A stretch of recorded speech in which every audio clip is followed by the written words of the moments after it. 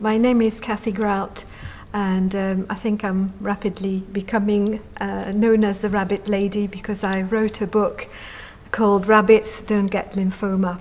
I'm here really to make sure that people understand that as individuals, there is nothing they cannot achieve. 12 years ago, I was diagnosed with non-Hodgkin's lymphoma, which is cancer of the lymphatic system.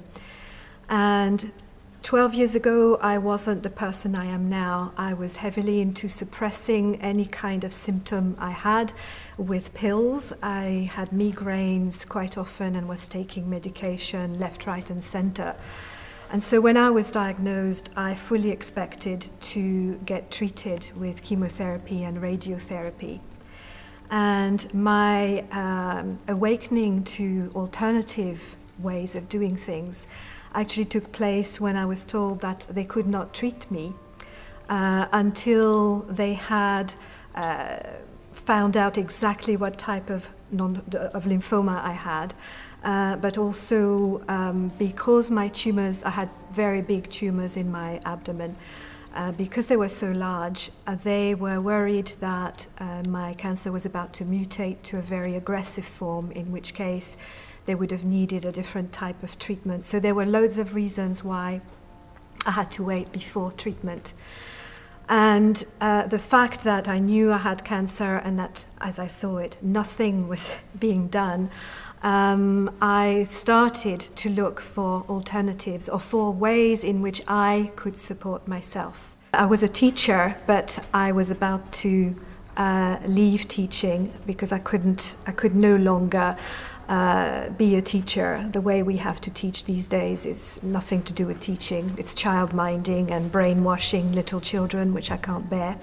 So I was very unhappy in my work, and I'm sure that partly contributed to my getting cancer. But I had started in my last year as a teacher to study reflexology as something else that interested me when as I saw it, was going to leave teaching anyway. Through reflexology, I realized that you could get really calm, you could get almost in a state of meditation when you were having reflexology. So, as you heard before, fear is the first thing you have to fight or try and calm down when you have this diagnosis.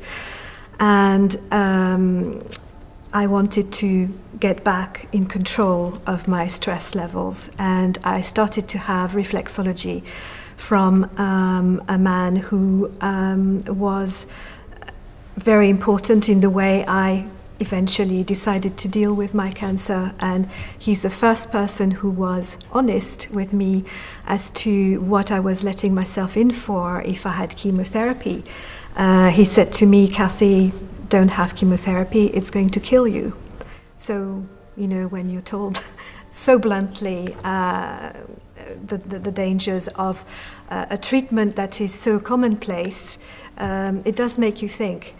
And so I started reading books, and that's why I think books are so important, because again, you can read about people's experiences, you can get to information that is not broadcast on terrestrial television or on the radio, or is not really in newspapers, because it's dangerous information. The reason I'm here really is to promote, if you like, the power that we have as individuals to actually make a change in our lives, even if we know absolutely nothing about treating disease. We are able, our bodies are, as Philip Day would say, we have an amazing piece of kit there that knows exactly how to heal itself, provided you give it the right conditions, and they're all encompassing. They are emotional, they're of course to do with your diet, and they're also spiritual, which is a big connection that as a society we have lost, really. So I'm here really to say that it's time for us to wake up and to realize that we are giving away our power to people who do not know how to use it for our own good. really.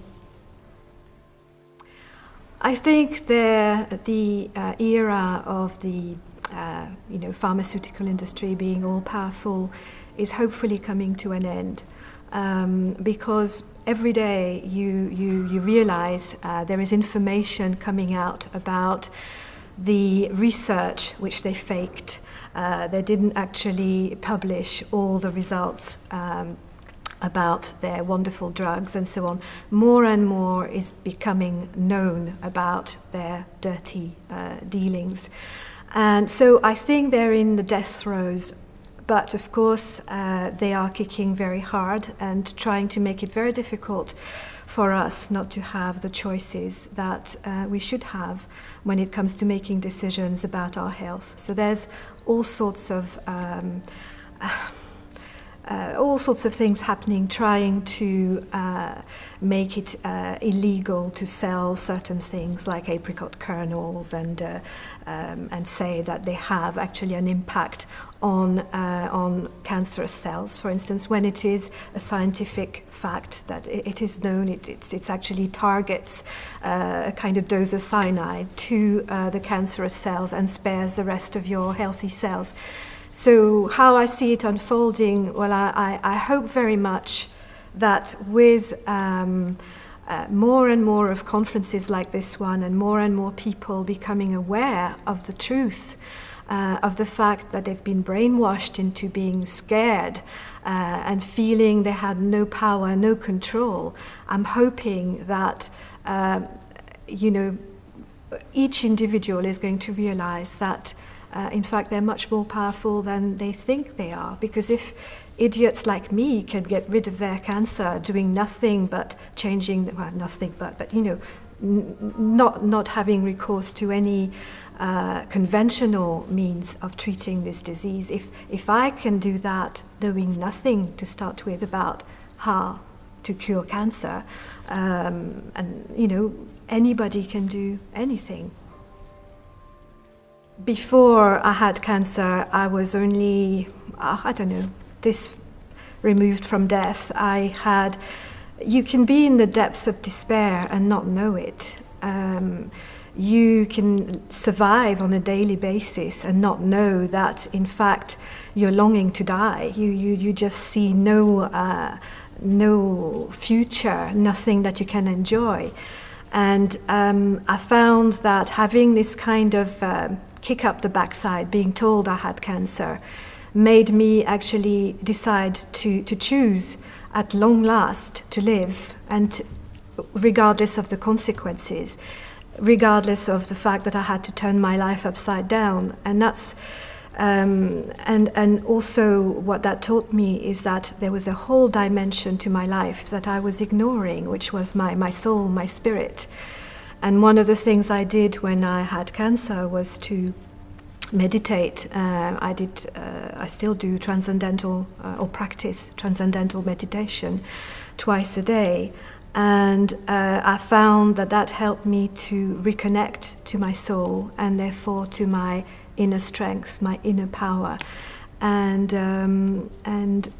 therefore, yes, it was very much a spiritual journey for me. Yeah. The only people who can make individuals change are the individuals themselves. You cannot force people into being well. I mean, I see this every day when I see people for reflexology. You can take a horse to water, you can't make him drink. Hopefully, people having access to the right kind of information, realizing that the only thing that stops you in life is your fears. And once you confront your fears, you can't understand why you were fearful in the first place. Realizing that we can no longer just survive on a daily basis, but we have to engage with our daily life with passion. It doesn't have to be grand things, but just be so glad we're alive to make the most of this. And perhaps realizing that we're in this together, that we can't just be concerned with our own needs and so on. We have to realize that we're all connected throughout the world, and that everything an individual does or doesn't do has repercussions on the lives of every individual on the planet. So I'm hoping that conferences like this one can help people realize their connection to each and every one. Revolution!